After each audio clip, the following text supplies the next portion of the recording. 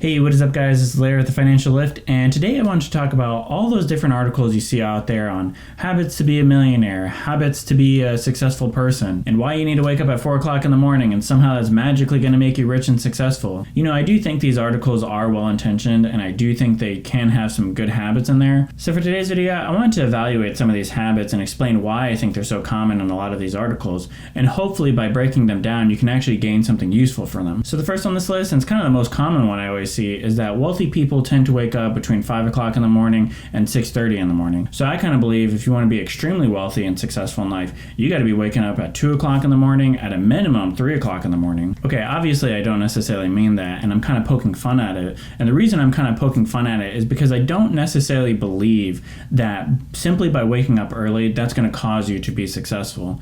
And personally, I kind of actually think sometimes this cause and effect belief is actually reversed the other way. You know, you think about successful people like Warren Buffett, Elon Musk, or even, Bill Gates as an example. These people do tend to wake up early, but it's kind of a byproduct of the fact that they're running companies that employ thousands of people, so they have to wake up early because they have very limited time. It's not actually that simply by waking up early, somehow they end up having this, wealth and success just given to them. But here's the problem with waking up early is that I don't do it, so then it can't be a key to success. But seriously, the reason why I think this method doesn't always work out is because there's a lot of people out there that aren't necessarily early risers by nature, and they actually aren't even productive in the morning. If you force them to get up at 5 o'clock in the morning, they're just going to be groggy, in a bad mood. They're going to be, very slow at their work, and then they're just going to go to bed early anyways. So now they're unproductive in the morning, and they're going to bed early. Versus some people really are truly productive at night, and they're night owls, and they can force themselves to stay up to get more done. But, if you try to cause them to wake up early, that's not necessarily going to work out that well. The one instance where I do think it actually makes sense is if you have a tough time getting up early, but that also tends to be your most productive time. That's an instance where it does make sense actually to push yourself to wake up early. So in general, what I kind of say about all of this is that you really have to know yourself and be honest with yourself and take a hard evaluation. If you're productive at night, but you tend to fall asleep early, that's an instance where you should force yourself to stay up late and actually get the best use of that productive time. The same being true the other way. If you're not necessarily an early riser by nature, but that tends to also be your most productive time, then you should force yourself to get up at that time. The next habit I always see is that successful people and wealthy people tend to network a lot and they socialize a lot. And I tried this at my last job where all I did actually was just socialize, and it didn't actually end up working too well for me. Actually, here's the thing. Socializing and networking actually can be very beneficial, and a lot of wealthy people do tend to do it. 70% of jobs are a direct result of networking and socializing. But once again, this is another example of where I don't necessarily encourage it if it's something that you're not necessarily fit or equipped to do. If you don't enjoy networking or socializing events, then it's not going to benefit you to force yourself to wake up every Saturday morning, go talk to people that you don't necessarily like, and you're just going to be miserable overall, especially if you're in an industry where you don't necessarily plan to use that socialization or networking at any time soon. So like, for example, if you're a programmer and you're happy where you're at, you just want to continue to working at that same company, you're not necessarily worried about moving into a management position, maybe it's a one-team operation.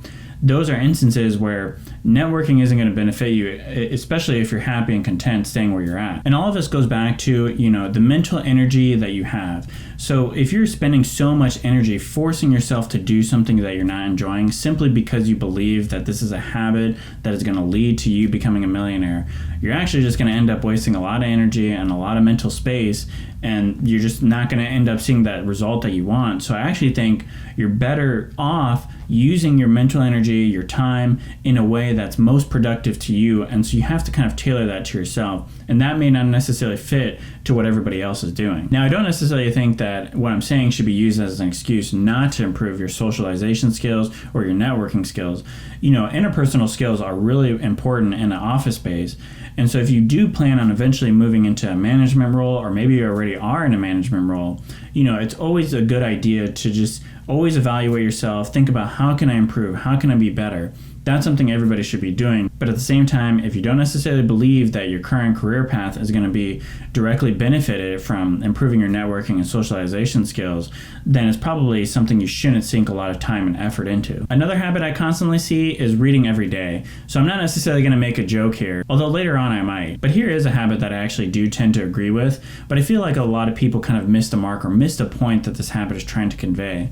Especially when you consider that if you're advocating that, if you want to be a millionaire, you should be reading a book every single day, that is such a big change and a leap for certain people's lifestyle that they're just immediately turned off and discouraged by that idea, so they don't even read anything.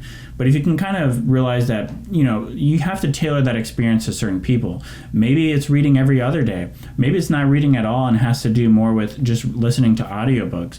I think the main point or the main effort should be spent trying to build new skills and knowledge. I think really that's a main key to success as far as reading a book every day. You see, I think there's kind of two main reasons why a lot of people that tend to be successful and rich tend to end up reading a lot.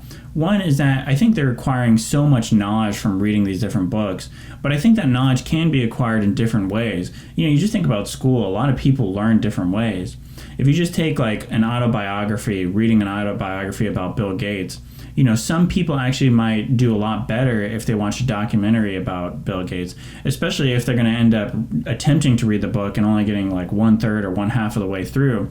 Then it's not even beneficial for them to do that, versus they will get through the documentary of Bill Gates, maybe even watch multiple and end up learning a lot more than they would have they read the book originally. So it's all about making sure you're tailoring your learning experience to yourself. The second reason why I think books have a lot to do with success is that it ends up helping people connect better. If I read a book about basketball and then I meet somebody that's, a huge fan about basketball, then that's an immediate connection I can make with them. But there are plenty of ways of making connections with people that don't necessarily have to be, directly related to reading a book about a certain topic. You can experience that topic with them. Maybe they like basketball. Maybe you go watch a basketball game with them. You don't necessarily have to talk about basketball with them.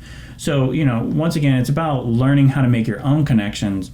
And so you don't necessarily have to read books just to be able to make that connection. Now, the other habit I had to include, just because I think it's so funny that no one ever makes the connection between how the habit directly impacts a successful or rich lifestyle, and that's meditation. And I'm not necessarily trying to slam on people that meditate or anything like that, but I don't necessarily think there's a direct cause and effect as far as you meditate for an hour a day and that somehow leads to a more successful, wealthy lifestyle. What I actually more think is happening is that there tends to be this, anecdotal type evidence. There's just a few people out there that tend to, be really rich and vocal about what they do. And one of the things they happen to do is meditate. So then a lot of people see this and think, oh, maybe if I meditate and mimic their behavior, maybe I will be successful and rich too. But I think that's completely the wrong approach.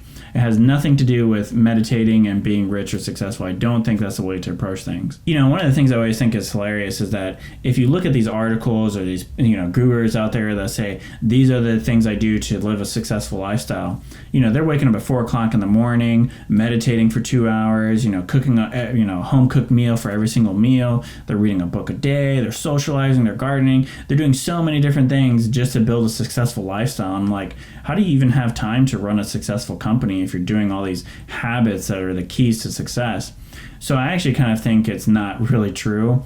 And I also have a tough time believing that people like Bill Gates or Elon Musk is finding the time to meditate for 2 or 3 hours a day while also, doing all these other random habits. Personally, and this is just my opinion here, but I think there's a lot of habits out there that people just naturally, instinctually gravitate towards. If I were to say that you should probably eat a little bit healthier, work out a little bit more, live a little bit more organized lifestyle, clean up better, make your bed a little bit more often, those are all habits that I think everybody could probably agree, that's something I should probably improve on. I don't think anybody's going to disagree with that and say, no, I should actually make my bed less often. I should make more of a mess and eat less healthy. So when someone out there, some kind of guru or some kind of millionaire out there claims that the key to success is doing these things, I think people gravitate towards it and just accept it without even really questioning the logic there, or that, validating, is there a cause and effect there? And more often than not, there really isn't a cause and effect. So ultimately, what do I really think is the key to success as far as habits? really I think is about knowing yourself and understanding yourself, knowing your strengths and weaknesses, trying to improve on those weaknesses and recognizing your strengths and use that to your advantage. Maybe you're most productive in the middle of the day, then get your hardest tasks to align with that time frame.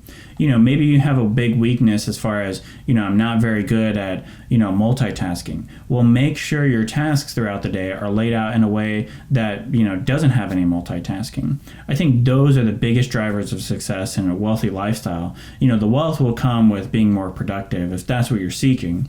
But in general, if you're just looking for, a more productive and successful lifestyle, I think just really taking a hard, honest evaluation. I think honesty is kind of the key because, I could be kind of fooling myself if I say, well, I think I'm pretty good at waking up early. I think that's actually one of my strengths, when in reality, I end up sleeping in, every single morning and missing my alarm every morning. I'm not going to get very, very far as improving my lifestyle if I'm not being honest. So when it comes to success, don't let anybody tell you, there's a specific plan as far as what you need to do to be successful. Although I would say hitting that like button has a pretty good chance of leading to a successful life. But that's it for this video. So if you did appreciate this video, please give it a thumbs up. I would appreciate it a lot. And if you like personal finance, business, or economics, or anything like that, please hit that subscribe button to stay tuned for more.